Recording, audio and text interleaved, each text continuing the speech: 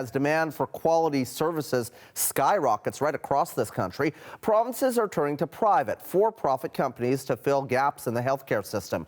A newly published review is challenging the benefits of that transition. Researchers at Oxford University analyzed 13 studies from several industrialized countries. Despite its small sample size, researchers agreed there was enough consistency in the articles for some key takeaways. In short, hospitals transferring to private models improve profits by targeting wealthier patients and reducing staff. And privatization in larger areas, quote, frequently corresponded with worse health outcomes for patients. Dr. Brian Day is the medical director of the Cambie Surgery Centre in Vancouver. He took private care to the BC Court of Appeal, arguing that public wait times for medical procedures was a violation of Canadian rights. Dr. Day joins us now. Thank you, Doctor. Good to see you again. I wonder what your first takeaway from these findings are. Well, first of all, I'm a former editor and reviewer of many medical journals. And this is what's called a retrospective review. Although they go through 13 of studies, they actually had 322 studies, and they only looked at 13, and they described scanning the article. So here, the problem is that this, and I don't mean to criticize a young graduate student who did this study. He basically has gone through scanning journal articles, but the problem is he did not recognize that there are actually actual data on these statistics, and these are meticulously kept by especially in Canada, but I'm sure in other countries too. Just even reading the first part of the article, they go into, they say, 8 articles track the quality of care received by patients before and after a hospital converts from public to private ownership. And they said one of these was from Canada. Well, there again, there's a major flaw, because that's never happened in Canada. No public facility has become private. So I am, to put it mildly, skeptical, because we actually have data in British Columbia, and I'm sure in other provinces too. The BC College of Physicians and Surgeons tracks all of the data at our clinic meticulously, as does the hospital authorities, and adverse effects and complications occur about 40 times more commonly in public hospitals. And even the more serious complications, like Canadian data on public hospitals, report that for every 100 admissions, there is one preventable death. Well, at our center, for example, we've been operating now for over 26 years, treated over 85,000 patients, and there's never been a death.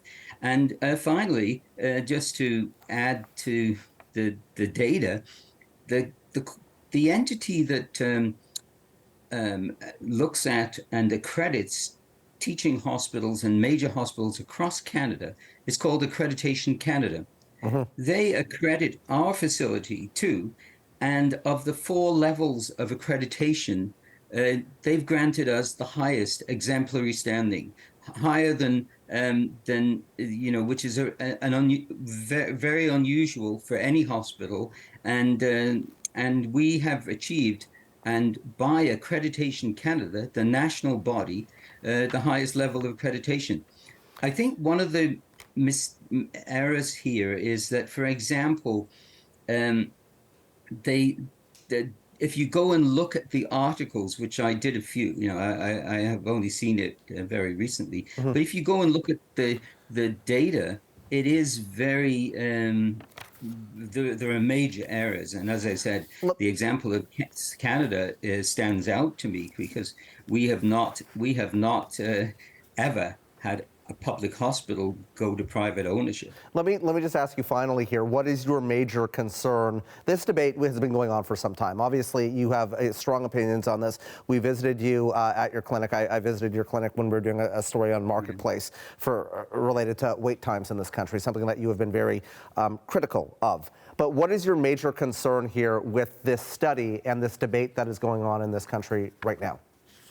It's putting forward an ideology, and we know in Canada that that our system is imploding right now.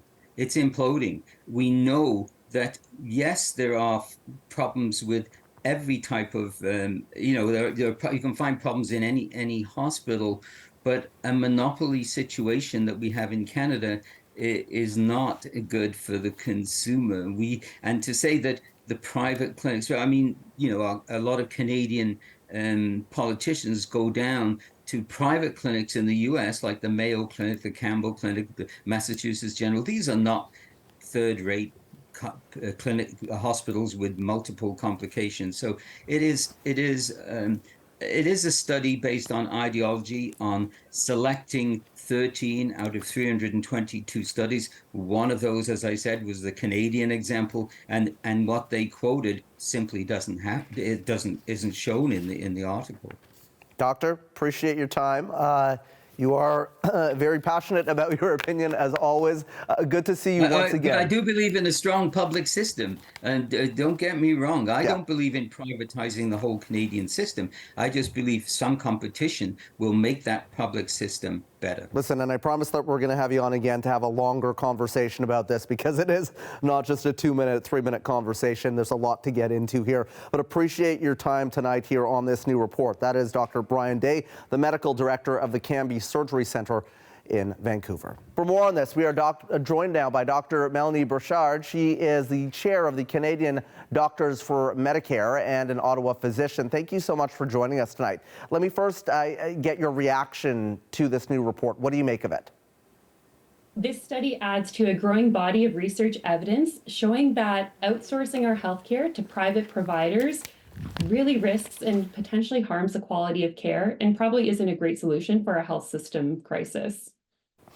As somebody who has advocated against privatization, do you think this helps solidify your position?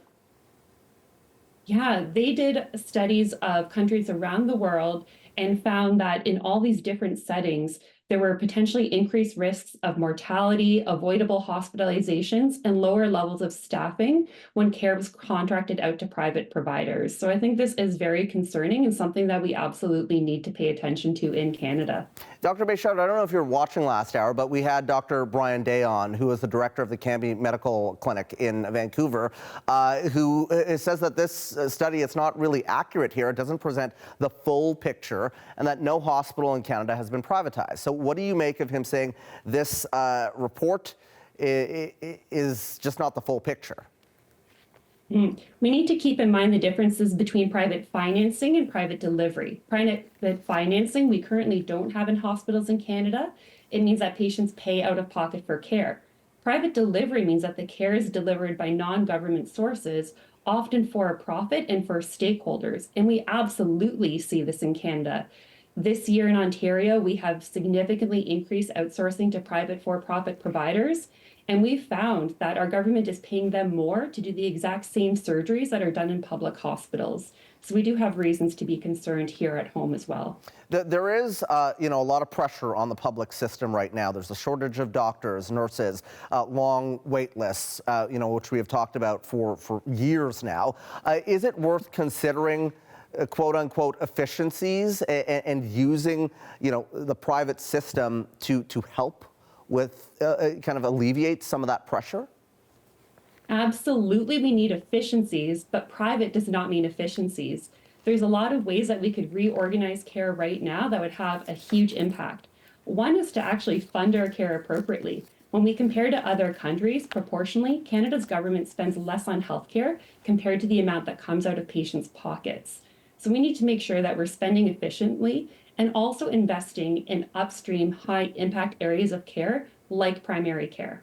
So, I mean, why do you think that that is not happening right across the board? We've talked about this on this show and other shows before. I did a cross-country trip on this very topic, and there seems to be kind of a diffusion of accountability. Would you say that that is the case?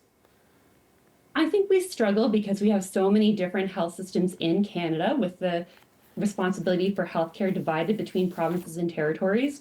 But another big part of the problem is that we always get distracted by looking towards privatization to solve our healthcare woes. But studies like this show that that is not the path. There is so much that we could be doing to organize care more efficiently within our current healthcare system. Okay, Doctor, appreciate the time tonight. That is Melanie Bechard. She is the chair of Canadian Doctors for Medicare and an Ottawa physician.